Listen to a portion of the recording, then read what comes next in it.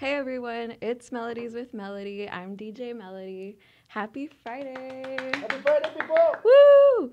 Um, I got a lot of cool stuff to talk about today. I'm really excited. It's spring break. It's the last day. Woo! Yeah. So I'm gonna start us off with some Fleetwood Mac.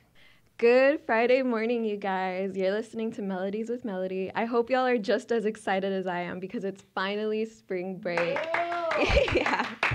I mean, this week has been so long with all the midterms. I mean, I got lucky. I didn't have to take that many, but I know everyone is out here struggling. But we pulled through. I'm gonna be playing more upbeat and like beachy music today. Sorry about "Zombie" by the Cranberries. I was just in a mood. But so for this week's thrift update, I didn't really get to go thrifting, but last week I did forget to mention that I found this place that has really, really cool VHS tapes. No way. Yeah, real cool VHS tapes. They had a bunch of like classic horror movies, and I ended up buying The Silence of the Lambs. I mentioned last week that I really didn't like that many movies, but out of all the ones that I've watched and actually enjoyed, Silence of the Lambs has to be my favorite scary movie by far. So I had to get that. I'm gonna have to gatekeep where I found all these tapes. Usually I would tell you guys because, I love sharing everything. I don't really like keeping secrets or gatekeeping. Like, I'm the kind of person, if I like something, I'm going to show it off to everyone. I'm going to force you to listen to whatever song I like. But I'm going to have to gatekeep this one just because I do plan on going back and buying more later. And I don't want them to be gone by the time I go back. But here's a little lesson for you guys. I mentioned the word gatekeep. And I know not everybody knows what that is. And it's more like lingo with Gen Z. But for those of you who do not know what gatekeep means, it's to like protect or like keep secret where you bought something from or like where you go to, where you eat, like the kind of music that you like. So, like it's kind of like keeping it a secret. Like I'm not going to share my good stuff with you. But so that's like an example of gatekeeping, what I just did with the VHS tapes. I'm not going to tell you guys where I got it from. Another word that's like being used by Gen Z, our lingo, is gaslighting. Gaslighting is like a form of manipulation, like where you get someone to question their sanity. And it's crazy, but I know a lot of people do it. Um, for example, I could tell you like, hey guys, the sky is pink today. And if you were to tell me no, I'd be like, you're crazy. The sky's pink. What do you mean you're crazy? Yeah, but I hope you guys enjoyed that little vocabulary lesson on gatekeeping and gaslighting. So go out, use the new words that you just used. That I just taught you, and have fun.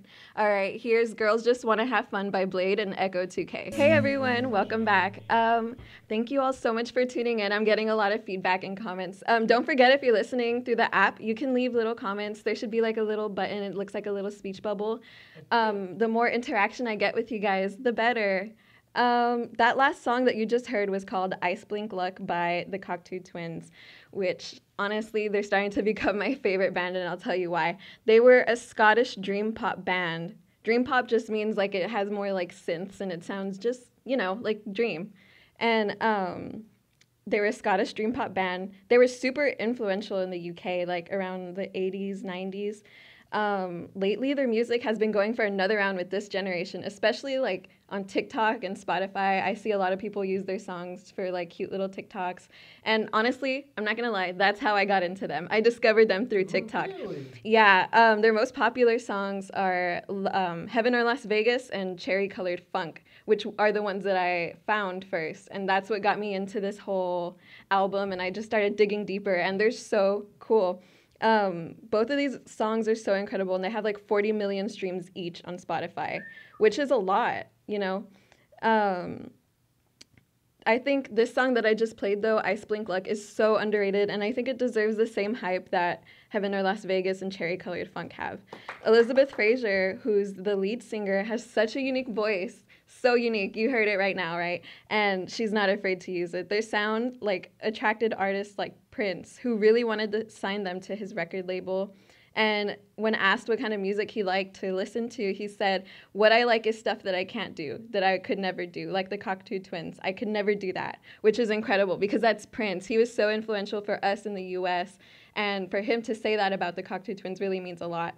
Their sound is so dreamy and synthy. Like, I don't even know how a human could come up with those noises. Another thing about the Cocteau Twins that I find like super interesting are the lyrics in their songs. If you heard right now, maybe you didn't understand the words, and that's okay because I can't either. You know, I've been a fan for like about a year or so, and I still don't know any of the words that she sings in her song, but it's for a good reason because not only does she have like a thick Scottish accent, but she also uses multiple languages in her songs. It's not just English. She uses French and I think it's Gaelic. I've never heard of that language before, but apparently what she would do was she would just go through like dictionaries of different songs, of different languages, and she would find words that sounded cool, and she would just sing them. You know, she sings in words, not songs. But I think Elizabeth Fraser and the Cocteau Twins are so legendary, and more people need to know about them. And I'm lucky that I have this platform because I'm going to make y'all listen to them now. Yeah. If you have, like, extra time, I think you should definitely go check out their album, Heaven or Las Vegas, because that's the one with all the popular songs on it. And it's really listenable, too. Like, I think more people need to know about them. Up next, I have Crimson and Clover by Joan, Jett, and the Blackhearts. Hey guys, it's DJ Melody. Welcome back. That last song that I just played was Divine Hammer by The Breeders. They're a really good band too, also from the 90s. If you haven't figured out by now, I really like music from like the 80s, 90s. That song is from my favorite album called The Last Splash, and I actually have it on cassette. When it comes to like collecting CDs and cassettes and records, I'm an absolute pack rat. But you're really OG. Yeah, I am really OG, old really school. OG. Yeah. But to be honest, like I don't plan on ever not buying CDs. Like I think it's just a hobby that's gonna stick with me for the rest of my life. Like my goal is to have just a huge library of music, like physical copies of music. Downloading songs is cool, but it's not the same. Like for me and many others in the little like indie community, I guess, collecting music is really, really important. And I think it's more rewarding to like own a physical, real, like touchable copy of your favorite album. Not to mention all the cool stuff that like sometimes comes with it. Because sometimes you get like a cool like little pamphlet and it has the whole photo shoot that the band or artist did, and you don't always find that like on the internet. And sometimes you get like a cool poster, you get like the lyrics on like a little pamphlet, and that's just something that I've learned like throughout all my years and my experience of collecting CDs and stuff. I started out like in middle school. I used to collect CDs of Fall Out Boy and My Chemical Romance and Panic at the Disco and Pierce the... Like I have everyone's whole discography like in my parents' room at my old house, and I'm still collecting. Like that evolved into me buying just like a cheap little record player like in 9th grade and just going thrifting for random vinyls and stuff. The thing with that is that you don't really know what the song or like the album sounds like inside, and you just got to go based off looks, and I think that's really, really fun and cool because you never know what you're gonna get. But flash forward to me now, I recently started collecting cassettes and stuff, and that is a little bit more difficult to find because I guess they're not back in trend yet, so they're not really being mass produced. And for those, you gotta really like look hard, and you gotta go to like eBay and like fight literal strangers online, like with bidding wars, and it's really complicated. But I think it's all worth it in the end. The cooler the collection, the cooler the owner. And I always see people like on TikTok flaunting like their whole like vinyl collection and showing off their music taste, and everyone's like, whoa, that's so cool. And I think that's just like a really big part of, being alternative, indie, whatever you want to call it, if you even want to call it that. Some people just prefer it like not have a label at all. But that's the easiest way I can like explain it to my listeners who don't really know, or you might know, but for those of you who don't really know. But yeah, and it's kind of embarrassing how much time and money I've put into this because, okay, let's see, I have like 60 CDs, I have like 40 vinyls, I have like 15 cassette tapes, and like those are average at about like, I guess, $10 each. So you can do the math. Here comes the money. Yeah. And you can figure out how much I've spent. Maybe I would have had like a nice house by now if I didn't have such an expensive hobby. Yeah, this is expensive. Yeah, it is expensive. But I think it's a really cool way. Also, a lot of people like don't talk about this, but it's really like a cool way to bring generations together.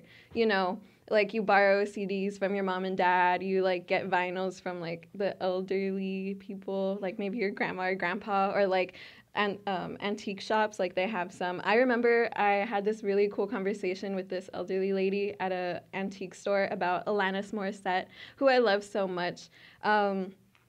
But yeah, I think it's a really cool hobby. Coming up next, I have Give It Away by the Red Hot Chili Peppers. Hey everyone, that was Girls Just Want to Have Fun by Cyndi Lauper. That used to be one of my favorite songs when I was a little girl, and I remember watching the music video where she gets carried away by a big guy, and that kind of used to scare me. The way Cyndi Lauper used to look kind of scared me too, just because of the hair. Like, it's nothing even valid. I was just like a little 3-year-old scared of her orange hair, and now I think it's really cool.